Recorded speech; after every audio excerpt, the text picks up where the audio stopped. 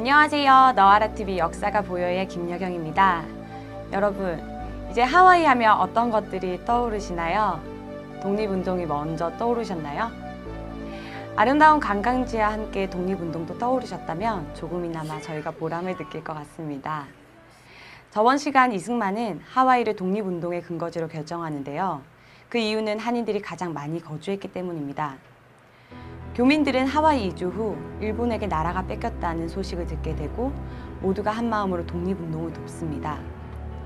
일제 지배하에 있던 국내나 중국에서의 독립운동에 비하면 미주 지역은 당국의 체포와 탄압으로부터 자유롭긴 했습니다.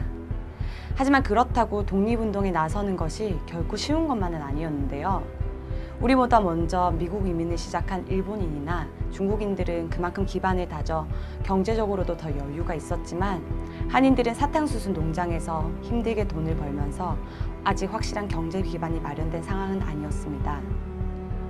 하지만 그럼에도 불구하고 힘들게 번 돈을 모아 조국의 독립을 돕기 위해 모금에 기꺼이 동참했습니다.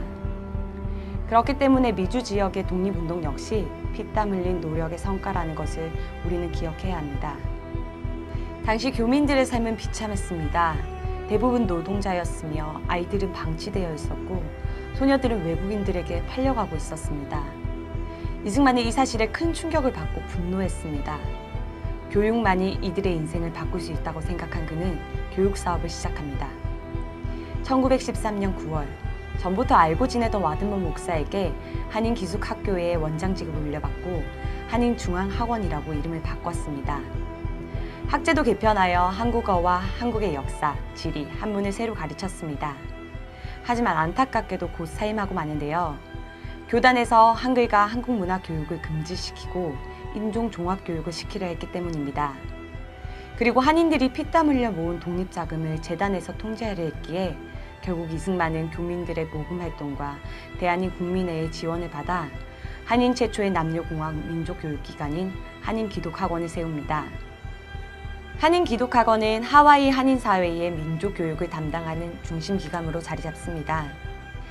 이승만이 이렇게 교육에 몰두한 이유는 동포들을 교육시켜 독립운동을 할 인재를 키우는 것이 나라를 되찾는 방법이라 판단했기 때문입니다. 이승만은 교육사업과 동시에 출판사업에도 박차를 가합니다. 우선 이승만은 백오인 사건의 실상을 다룬 한국교회 핍박을 저술하였고 옥중 저서인 독립정신과 청일정기를 출판합니다. 또한 순한글로 이루어진 태평양 잡지를 창간하는데요. 이 잡지는 1930년 말에 태평양 주보로 그 이름이 바뀔 때까지 17년간 발간되었고 하와이 한인사회의 대표적인 주간지로 자리 잡았습니다. 이승만은 이미 학식 있는 사람들을 분발케 하는 것도 중요하지만 우리나라의 독립과 그 이후 국가의 중요한 역할을 일반 백성이 해야 할 것이라 생각했기에 국민교육이 중요하다고 주장했습니다. 이러한 이승만의 노력으로 하와이 한인들은 어느 민족보다도 빠르게 자리를 잡는데요. 1930년대에 문맹률을 0.1%로 끌어내려 이민사회 중 가장 성공했다는 평가를 받습니다. 하지만 이러한 노력에도 불구하고 이승만에게는 분열주의자라는 꼬리표가 따라다니는데요. 그 이유는 무엇일까요? 독립운동이 한창일 당시 미주 지역의 한인 지도자 중에는 우남 이승만, 우성 박용만, 도산 안창호가 주목받았습니다. 이승만은 외교 독립을, 박용만은 무력 투쟁을, 안창호는 실력 양성을 주장하며 각자의 노선에서 독립운동을 펼쳤습니다. 1921년 독립운동의 일환인 대한인 동지회를 조직해 하와이에 본부를 두고 독립운동을 진행해 나갑니다. 박용만은 국민군단을 만들었고 안창호는 흥사단을 지지 기반으로 활동합니다. 특히 박용만은 무장투쟁을 더욱 확대해 나가기 위해 농장에 병영을 건설해 낮에는 농장에서 일을 하고 나머지 시간에 군사훈련을 받도록 했습니다. 이승만은 이 일에 반대하였는데 일단 미국 법을 어기는 일이었고 자칫 한국인들이 테러리스트로 낙인 찍힐 위험도 있었기 때문입니다. 이승만의 약소국의 독립에는 강대국의 영향력이 크기 때문에 미국 정부와 국민들의 지지를 받아야 한다고 주장했습니다. 이승만은 재미동부의 가장 큰 조직이었던 국민회의의 회상 선출과 자금 사용에 대한 문제 제기를 하였고 결국 박용만은 국민군단의 일본군 선박 폭파 밀수 사건을 계기로 하와이를 떠나게 됩니다.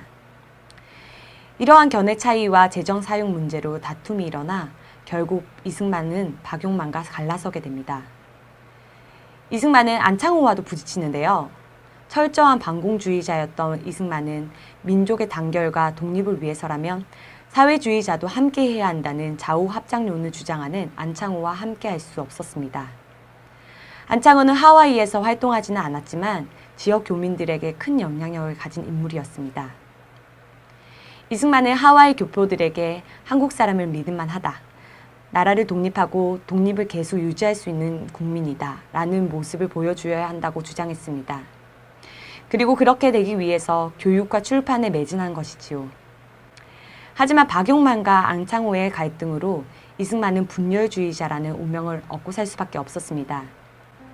한편 여담으로 이승만이 결성했던 동지에는 1953년 한인기독학원을 폐교하고 건물을 매각하여 남은 돈 18만 달러를 하와이와 인연이 깊은 인천에 기증하게 됩니다.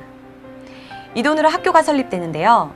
인천과 하와이의 첫자리 따서 학교 이름을 짓게 되는데 바로 여러분께서 잘 아시는 인하대학교입니다. 이미 경술국지 전부터 미국에 건너간 서재필, 안창호 등 미주 지역의 한인 지주자들은 저마다 단체를 조직하여 독립운동을 전개해 나가고 있었는데요. 이 중에서도 1905년 도산 안창호는 샌프란시스코에서 공립협회를 조직하여 미국 독립운동의 기초를 닦습니다. 1910년에는 교민자치단체인 대한인국민회가 조직되어 독립운동의 구심점이 되었는데요. 일본이 재미 한국인의 지위를 일본 정부에 소속시키려 하자 한국인에 관한 문제는 한국인 단체를 상대로 할 것을 미국 국무부 장관에게 요구하여 승인을 받고 사회법인체로 인가받는 데 성공합니다. 1913년 로스앤젤레스에서는 안창호의 주도로 흥사단이 창립되는데요. 이로 인해 미주 지역의 독립운동은 더욱 본격화됩니다.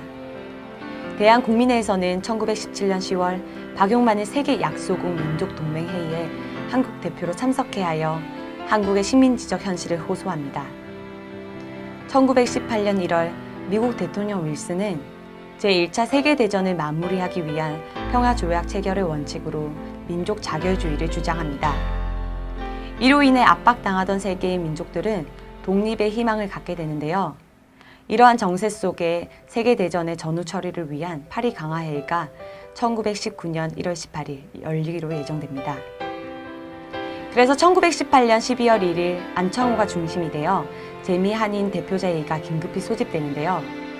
파리 강화회의에 파견할 한국 대표로 이승만, 민찬호, 정한경 이렇게 3명을 선정하고 군자금 30만 원을 모금하기로 결정합니다. 그런데 회의 참석을 위해 여권 발급을 신청하고 대통령 면담까지 하려던 이들의 계획은 좀처럼 풀리지 않습니다. 파리 강화회의에서 윌슨 대통령이 조선의 문제를 상정해 줄 것을 요청하지만 거절당합니다. 개인적으로는 동의하지만 조선은 제1차 세계대전의 참가국이 아니기 때문에 어렵다는 이유였습니다. 결국 여권 발급이 불가 통고를 받습니다. 하지만 이승만은 포기하지 않았고 1919년 2월 미국 대통령 윌슨에게 독립을 호소합니다.